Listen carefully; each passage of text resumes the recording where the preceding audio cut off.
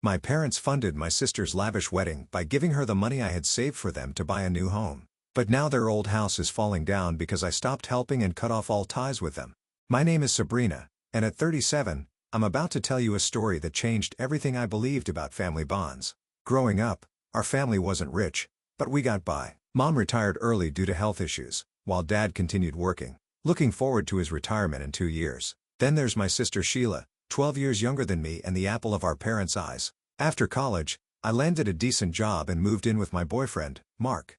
He's pragmatic, just like me, which is probably why we clicked so well. While Sheila was finishing college, I was already establishing my career and thinking about our family's future. You know, you don't have to keep supporting them, Mark would say occasionally, watching me transfer money to my parents' account. They're adults too. I'd always shake my head and respond, look, I'm no kids, and they need help. Their house is falling apart, and I want them to have something better for their retirement. The house, that old, crumbling 2-story building where I grew up, was becoming a serious concern. Last winter, I brought in some contractors to assess the damage. I still remember the head contractor's face as he walked through each room, shaking his head. "Ma'am, fixing this would cost more than building new," he said, pointing at the extensive water damage and structural issues. "You'd be throwing good money after bad." That's when I made a decision that seemed perfectly logical at the time. I opened a joint savings account with my parents, planning to help them buy a new house. The goal was clear: save $200,000, combine it with the sale of their old house, and get them something safe and comfortable for their retirement years. Every month, I'd deposit a substantial portion of my salary into that joint account, watching the balance grow steadily. $50,000, $100,000. Each milestone felt like a step closer to giving my parents the security they deserved. Mark and I lived modestly, postponing our own dreams of buying a house, but I didn't mind. Family comes first, right? It was a typical Sunday family dinner until Sheila cleared her throat and grabbed everyone's attention. I remember every detail of that evening: the smell of Mom's pot roast, the sound of rain against the windows, and the way my sister's eyes sparkled with excitement. "Thomas and I are getting married," she announced, holding up her left hand to show off an enormous diamond ring that probably cost more than my annual salary. Mom jumped up from her chair, rushing to hug Sheila while Dad beamed with pride. I was happy too, genuinely happy. Thomas came from a good family, treated my sister well, and they seemed perfect together. But then came the bombshell that would change everything. "I planned it all out," Sheila continued, pulling out her phone to show a Pinterest board full of elaborate wedding ideas. "The venue, the flowers, the dress, everything. It'll cost about $300,000, I choked on my water. $300,000, I sputtered, certain I'd heard wrong. "Sheila, that's insane." The room grew quiet. Mom and Dad exchanged uncomfortable glances while Sheila looked at me with an expression I'd never seen before, a mixture of entitlement and determination. "Thomas offered to do something smaller," she said, waving her hand dismissively. "Just family and close friends. But I told him I could handle the cost myself. I want to show his family that we're just as good as they are." "And exactly how are you planning to pay for this?" I asked, though something in my gut already knew the answer. Sheila smiled sweetly. "You're going to help me, of course. You've always helped family." The silence that followed was deafening. I looked at my parents, expecting them to say something, anything, to bring my sister back to reality. Instead, Mom was staring at her plate while Dad suddenly became very interested in his coffee. "I can give you $20,000 for the wedding," I said carefully, "and another $10,000 as a wedding gift." "That's already a lot of money, Sheila." My sister's face darkened. "That's ridiculous, Sabrina. You have way more than that. This is my one chance to have my dream wedding. To show Thomas's family that I'm not some poor girl they need to look down on." I turned to our parents, desperation in my voice. "Mom, Dad, please tell her this is crazy. Tell her she doesn't need to prove anything to anyone." What Mom said next felt like a knife to my heart. "Maybe Sheila has a point, honey. We've had to deny her so many things growing up. She deserves to have her special day." "You're just jealous," Sheila spat. "Jealous that I'm getting married first, jealous that Thomas's family has money, jealous that I'm going to have the wedding you never could." "I could have a fancy wedding if I wanted to," I shot back. "But unlike you, I understand the value of money. When Mark and I get married, we'll have a small ceremony and save our money for things that actually matter, like having children and building a future." "God, you're so self-righteous." Sheila stood up too, her face red with anger. "Always acting like you know what's best for everyone. You're just greedy and selfish." I grabbed my purse and headed for the door, tears stinging my eyes. "I'm greedy? I've been giving away half my salary to help our parents, while you've been planning ways to spend money that isn't even yours." As I stormed out into the rain, I heard Mom calling after me, but I didn't turn back. I drove home in a daze, trying to convince myself that this was just a bad dream, that my sister would come to her senses once she calmed down. 2 weeks after the disastrous dinner, I was sitting at my desk during lunch break, doing my usual monthly budget review. Mark and I were planning to grab dinner after work, and I wanted to make sure I had enough set aside after making my regular deposit to my parents' account. I logged into online banking, clicked on the joint account, and felt my heart stop. The balance read $0. My hands were shaking as I clicked on the transaction history. There it was, a single withdrawal of $150,000, made just 3 days ago. I left work early, not even bothering to explain to my boss why I looked like I'd seen a ghost. The drive to my parents' house was a blur. I still remember gripping the steering wheel so tight my knuckles turned white, trying to think of any explanation other than the obvious one. When I pulled up to their house, both their cars were in the driveway.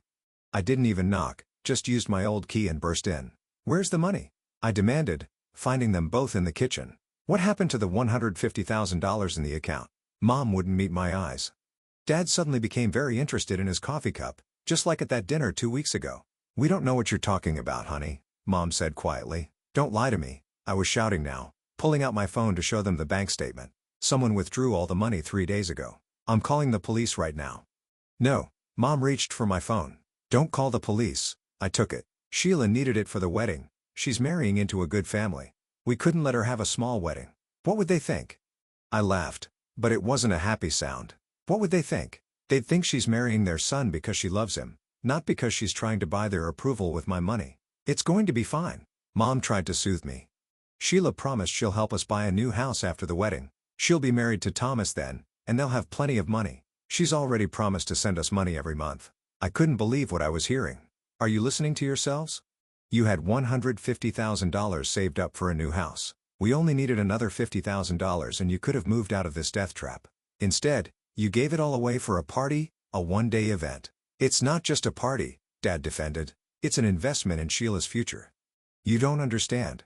Once she's married to Thomas." I looked around the kitchen, at the cracking walls, the sagging ceiling, the water stains in the corners. All fixable problems that now would never be fixed, because my parents had chosen a fantasy over reality. "You know what?" I said, suddenly feeling very tired. "You're right, I don't understand. And I don't want to understand. You've made your choice. Now you can live with it." That night, I barely slept. Mark held me while I cried, then helped me make a list of what needed to be done. First thing in the morning, I closed the joint account and opened a new one in just my name. Then I called Sheila. She answered on the 4th ring, sounding irritatingly cheerful. "Oh, hi, Sabrina. I was just looking at wedding venues. There's this amazing place." "Cut the crap, Sheila," I interrupted.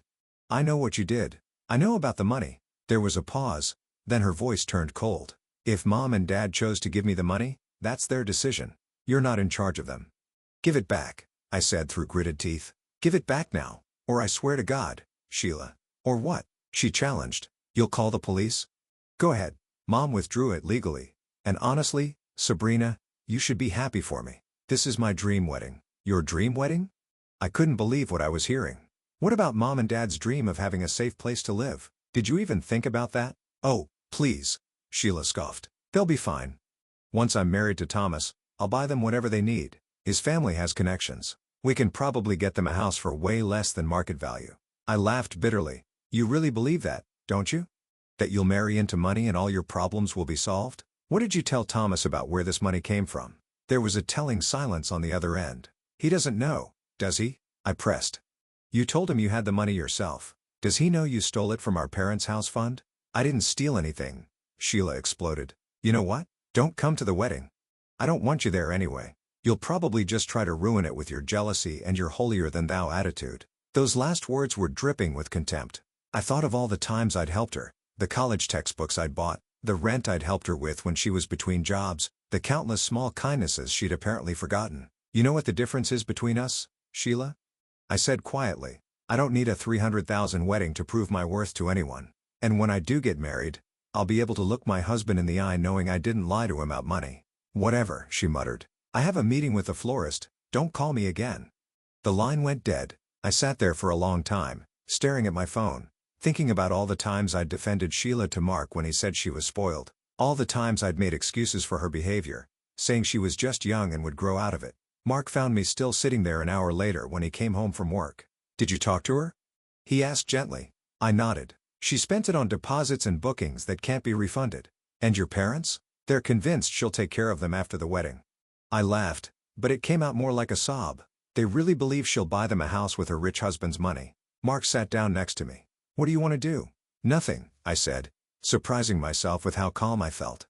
There's nothing to do. They made their choice, all three of them. Now they get to live with it. In the months that followed the confrontation, I threw myself into work and planning my own future with Mark.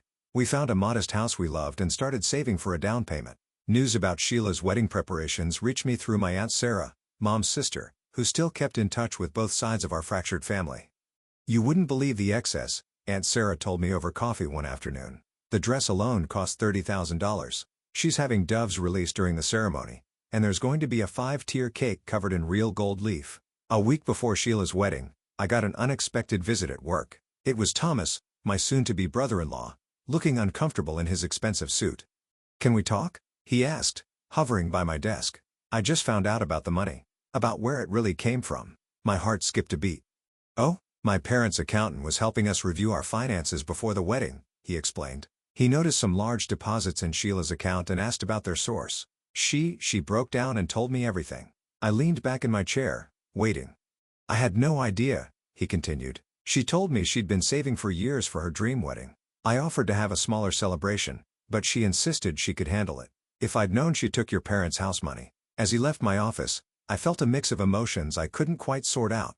Part of me wanted to warn him about what he was getting into, about how Sheila had been spoiled and entitled since childhood, but another part of me knew he needed to make his own decisions. The day of Sheila's wedding arrived, a perfect sunny Saturday in June. I saw the photos on social media later, the release of white doves, the horse-drawn carriage, the champagne fountain, and the fireworks display. Everything was exactly as Sheila had dreamed, paid for with money that should have given our parents a safe place to live. That night, I lay awake thinking about my parents sitting at that lavish wedding, surrounded by wealth and excess, knowing they'd go home to a house that was literally falling down around them. 6 months after the wedding, my phone rang. It was my parents' number. I almost didn't answer, but something made me pick up. Sabrina? Mom's voice sounded small and tired. Everything's bad here. The house, it's getting worse. A pipe burst in the upstairs bathroom last week, and we can't afford to fix it properly. Your father had to shut off the water to that whole floor. I stayed silent, waiting. We tried calling Sheila, she continued. She promised she'd help us after the wedding, but now she's saying they're having cash flow problems. Something about Thomas's family's business having a bad quarter. What do you want from me, Mom? I asked, keeping my voice neutral. We made a mistake, she whispered. We know that now. The plaster that fell on your father's head? He had to get 3 stitches. The doctor said we were lucky it wasn't worse. I closed my eyes, remembering the contractor's warnings from 2 years ago. Have you tried calling Sheila again? Mom's bitter laugh surprised me. She and Thomas are barely speaking to each other. They came back from their honeymoon fighting about money. Apparently, she maxed out their joint credit cards in the Maldives. Thomas's parents got involved, and, well, it's not good. I'm sorry to hear that, I said, and I was surprised to realize I meant it. Not because I felt sorry for Sheila, but because our parents had sacrificed their future for her fairy tale, and now even that was falling apart. Could you maybe help us? Mom's voice cracked. Just with the pipe? We can't use the upstairs bathroom at all, and your father's back is hurting from having to go up and down the stairs to use the downstairs one at night. I thought about the house Mark and I were saving for, about the wedding we were planning. I can't, Mom. I'm not in a position to help anymore. You need to talk to Sheila. After I hung up, I called Aunt Sarah. She filled me in on what Mom hadn't told me. Sheila and Thomas were living in a luxury apartment his parents had bought them as a wedding gift, but their marriage was already showing serious cracks. Thomas had discovered Sheila had taken out several personal loans to pay for additional wedding expenses beyond the money she'd taken from our parents. Meanwhile, Dad was still working despite being past retirement age, and Mom had started looking for part-time work. They'd had to close off the entire upper floor of the house due to water damage and mold concerns. Your father's too proud to ask for help, Aunt Sarah told me. But, Sarah, that house is becoming dangerous. The structural damage from the water leak is spreading. They need to either fix it or move out, but they can't afford either option.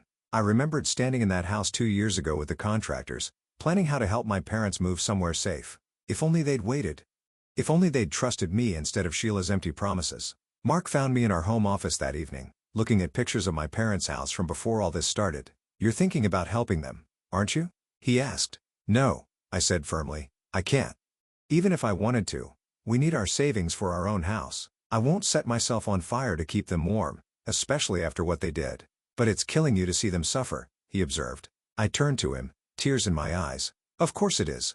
They're my parents. But they chose this. They chose Sheila's one-day fantasy over their own future. They chose to believe her empty promises over my real help. And now they're living with those choices. That night, I dreamed about the old house. In my dream, I was a child again, sitting in my bedroom while rain pattered against the window. But when I looked up, the ceiling was cracking, water was dripping down, and no matter how many buckets I put out, I couldn't catch all the drops. 2 years after the wedding, Aunt Sarah called me at work. Her voice was tight with tension. "Sheila and Thomas are getting divorced," she said without preamble. "She's moving back in with your parents." The final straw was when Thomas discovered she'd been hiding mail from his parents, credit card bills, overdue notices. She'd been secretly using their joint cards for months, even after he cut her off from them. His parents got involved, and well, the prenup is being enforced. "So she gets nothing?" "Less than nothing," Aunt Sarah corrected. "She's got about $50,000 in personal debt from the wedding loans, plus all the credit card debt she racked up trying to keep up appearances. Thomas's family is washing their hands of her completely." I thought about that $300,000 wedding, the doves, the gold leaf cake, the fireworks. All that money, my parents' future, gone up in smoke for a marriage that lasted barely 2 years. I closed my eyes, remembering the contractor's warnings from 3 years ago. If we'd stuck to the original plan, my parents would be in a new house by now. Instead, they were working themselves to exhaustion in their 70s, living in half a condemned house, and about to take in their unemployed, debt-ridden daughter. That evening, I drove past my parents' house, not stopping, just looking.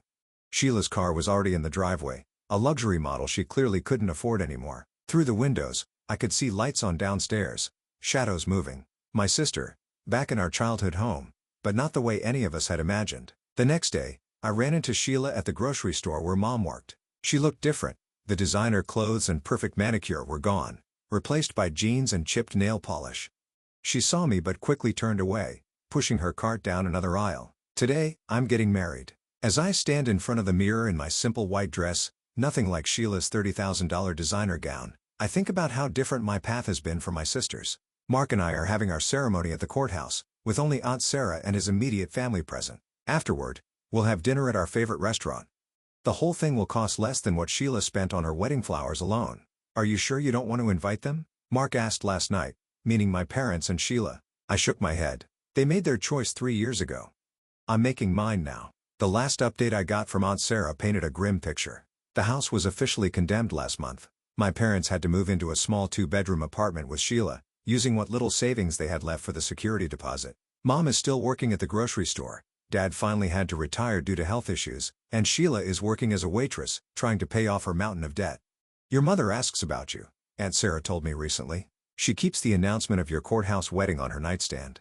I'd sent the announcement through Aunt Sarah, not directly to them. It wasn't an invitation, just a notification that I was getting married. Mom had tried to call after receiving it, but I let it go to voicemail.